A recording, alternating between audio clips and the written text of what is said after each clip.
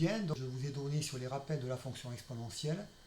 Je vais faire un petit bilan de tout ce que vous devez connaître pour les exercices qu'on fera dans la suite de l'année. Alors, dans un premier temps, donc les définitions. Il nous faut dans un premier temps considérer une fonction f telle qu'elle soit dérivable et définie sur R.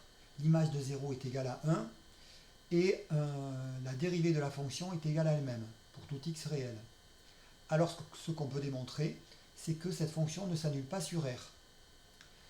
On a ensuite le théorème suivant qui dit qu'il existe une unique fonction justement qui vérifie la propriété numéro 1. Cette fonction est définie et dérivable sur R, f de 0 égale à 1, donc l'image de 0 est égale à 1, et sa dérivée est égale à elle-même. Donc ça se démontre. La démonstration, elle n'est pas si difficile que ça, mais on la met de côté. Et donc, on nomme cette fonction, la fonction exponentielle. Alors, dans un premier temps, on l'appelle cette fonction exponentielle, enfin, exp. Et donc, ensuite, on simplifiera cette notation. Et cette fonction exponentielle, elle est définie et dérivable sur R. Exponentielle de 0 est égale à 1. Et la dérivée de la fonction exponentielle est égale à la fonction exponentielle.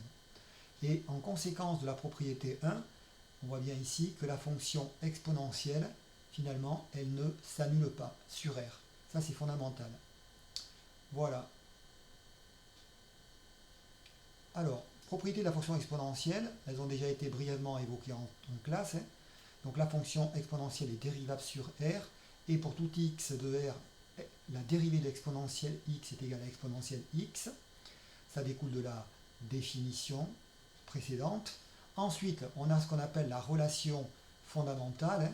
Donc cette relation fondamentale, je vais marquer ici, là, relation fondamentale de l'exponentielle. Ou alors on appelle ça aussi la propriété fonctionnelle de l'exponentielle. C'est que exponentielle de a plus b est égale à exponentielle de a fois exponentielle de b. Un exemple est exponentielle de 5. C'est exponentielle de 2 plus 3. 5 c'est 2 plus 3, donc ça fait exponentielle de 2 plus exponentielle de 3. Et on peut utiliser cette formule de la gauche vers la droite ou de la droite vers la gauche. Alors, ce qu'il faut comprendre surtout, c'est qu'en fait, qu'est-ce qu'elle fait cette fonction exponentielle? Elle transforme une somme en produit. Voilà, à bien retenir. D'après ce qui précède, on peut prouver facilement que la fonction exponentielle, comme elle ne s'annule pas sur R et que l'image en 0 est égale à 1, eh bien cette fonction exponentielle, elle est forcément strictement positive sur R. De plus, elle est strictement croissante, puisque sa dérivée c'est elle-même, et donc ça veut dire qu'elle a une dérivée qui est strictement positive. Donc là, résultat fondamental, la stricte monotonie de la fonction exponentielle. On a des propriétés qui découlent directement de la propriété de la relation fondamentale. C'est que exponentielle de moins a, c'est 1 sur exponentielle de a. Exponentielle de a sur b est égal à exponentielle de a moins b. Et exponentielle de na, c'est exponentielle de a à la puissance n. N étant évidemment un entier relatif. Alors j'ai mis des petits exemples ici et on applique la formule, les trois formules précédentes dans des situations standards. Exponentielle de moins 10, 1 sur exponentielle de 10. Et évidemment, tout ça, on va voir qu'on va le renommer autrement dans la partie suivante. On notera plus simplement exponentielle de moins 10 égale 1 sur exponentielle de 10. Pour cette formule-ci, on écrira exponentielle de 12. Donc je vous ai déjà un petit peu expliqué que ça marchait un petit peu comme avec les puissances. Et donc exponentielle de 12 sur exponentielle de 2, exponentielle de 12 moins 2, qui va donner exponentielle de 10. Et là, formule aussi très importante, c'est que quand on a exponentielle de 30, eh bien on peut dire que c'est exponentielle de 3 fois 10, on va pouvoir dire que c'est l'exponentielle de 10 à la puissance 3.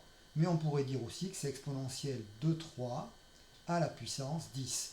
Ça dépendra comment on veut l'utiliser dans un éventuel exercice. La notation. Notation avec le petit e de x. Alors c'est vrai que ça ressemble à e exposant x, mais il ne faut pas du tout le voir comme un exposant. C'est une image, c'est l'image du nombre x par la fonction exponentielle. Et pour trouver l'image d'un nombre x par la fonction exponentielle, on va ici avec notre calculatrice, dans le module calcul, on a la touche ici, c'est la touche E de X.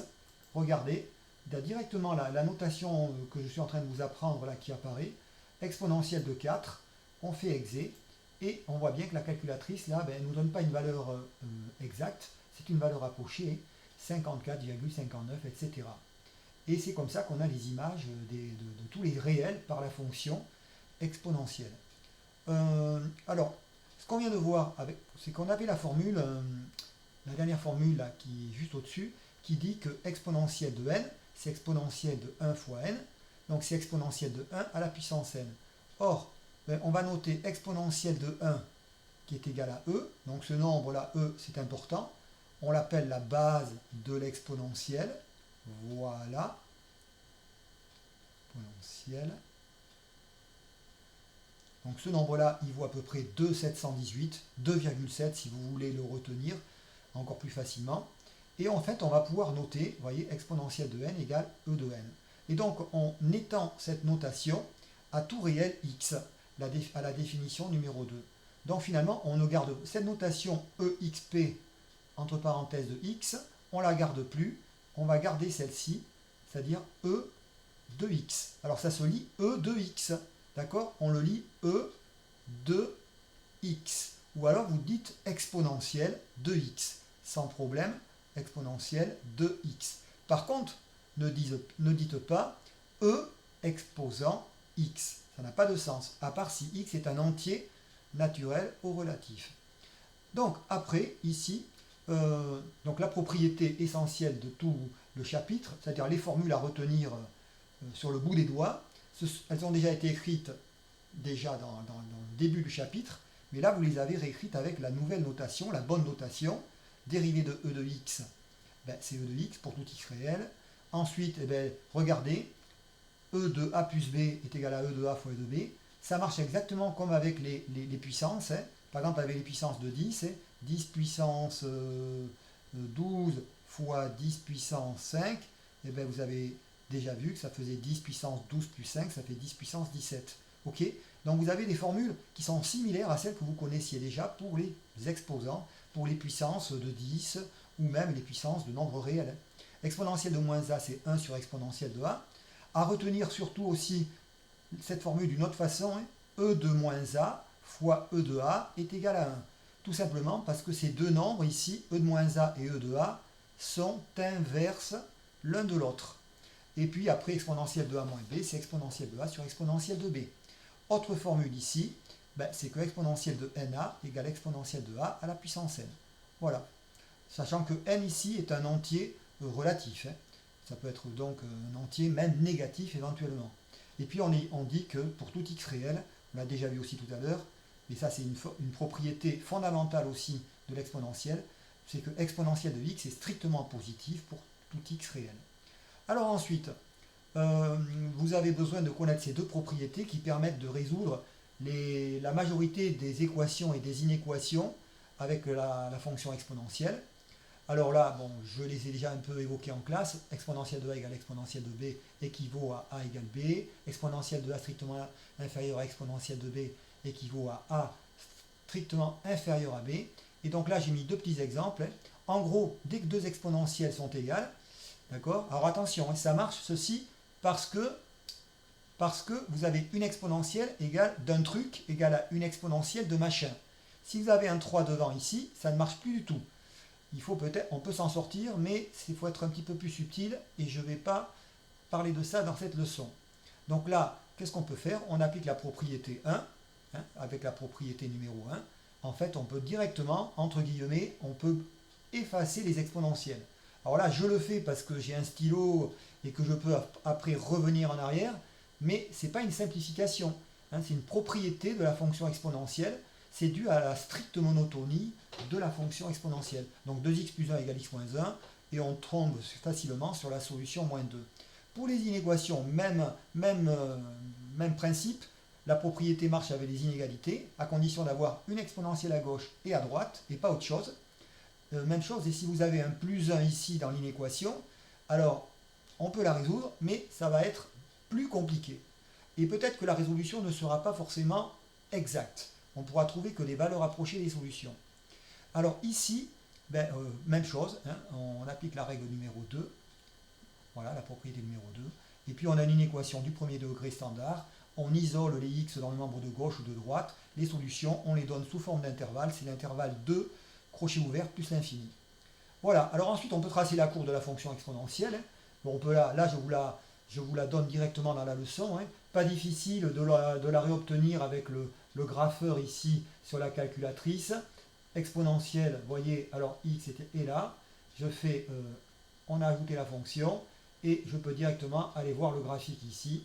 Et vous voyez bien que vous n'avez pas forcément la même fenêtre, mais c'est la même courbe que vous avez ici.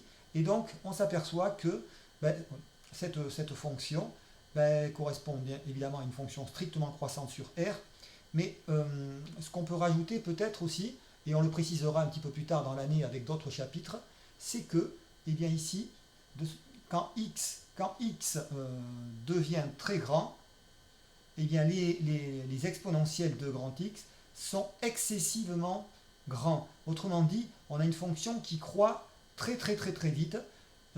Et c'est vrai qu'on a évoqué déjà l'expression en français, on dit souvent tel phénomène augmente de façon exponentielle. Ça veut dire que l'augmentation, la croissance est très importante d'un seul coup. Et évidemment, c'est ce qui se passe un petit peu quand on regarde la courbe de la fonction exponentielle ici. Hein, la courbe devient pratiquement, j'allais dire, verticale. Hein. Dernière chose pour finir la leçon, les dérivés des fonctions composées avec la fonction exponentielle et une fonction affine. Hein, quand on a une fonction du type f de x égale ax plus b, alors la dérivée de cette fonction f' de x va être égale à a exponentielle de ax plus b, c'est-à-dire qu'on remet la même exponentielle de ax plus b, mais on n'oublie pas, attention, d'ajouter ici le petit a. Alors là, vous avez des exemples standards. Hein. Vous voyez, là, c'est exponentielle de 5x-3, la dérivée, c'est 5 exponentielle de 5x-3, exponentielle de moins 2x plus 7, la dérivée, c'est moins 2 exponentielle de moins 2x plus 7. Et là, vous avez l'essentiel du cours de première que, voilà, vous devez avoir compris, c'est pas si difficile que ça. Et juste un petit complément, c'est qu'en fait, il faut avoir en tête ces deux courbes-là. Quand vous avez une exponentielle, une fonction du type f de x égale exponentielle de kx, si k est positif, par exemple, si vous avez exponentielle de 3x, vous avez une fonction qui va être strictement croissante, avec une courbe qui n'est pas tout à fait la courbe de la fonction exponentielle, mais qui est du même type. Par contre, si vous avez exponentielle de moins 7x, autrement dit en haut, là, à côté du x, vous avez un nombre négatif, eh bien, vous avez une fonction qui va être cette fois-ci strictement décroissante, mais vous voyez que la courbe est la même, hein, si on fait une symétrie par rapport à l'axe des ordonnées, c'est une courbe qui a un peu la même forme, mais cette fois-ci, la fonction est strictement décroissante. Hein, alors que là, dans ce premier cas, la fonction était strictement croissante sur R, évidemment. Voilà, je termine avec ceci, et je vous demande de connaître ces résultats parfaitement.